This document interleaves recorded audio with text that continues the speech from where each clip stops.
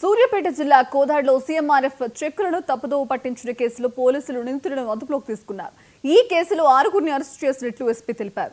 నిందితులు 44 చెక్కులను లబ్ధిదారులకు చెందకుండా అదే ఇంటి పేరు ఉన్న వారితో విత్డ్రా చేయించారన్నారు.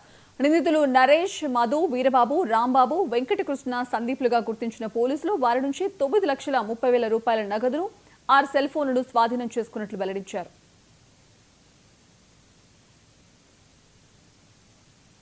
సో ఈరోజు సూర్యాపేట జిల్లా కోదాడ సబ్ డివిజన్ పరిధిలో సీఎం రిలీఫ్ ఫండ్ కి సంబంధించి చెక్కులను దుర్వినియోగం చేస్తూ అసలైన బెనిఫిట్ దారులకు, అసలైన లబ్ధిదారులకు వాళ్లకు లబ్ధి చేకూరకుండా ఫోర్జుడ్ చేసి చెక్కులని వ్యాలిడేషన్ చేయించి అక్రమ పద్ధతిలో లబ్ధి పొందాలనేటువంటి ఉద్దేశంతో మోసం చేసినటువంటి ముఠాని కోదాడ టౌన్ పోలీసులు, సిసిఎస్ పోలీసులు ఛేదించడం జరిగింది.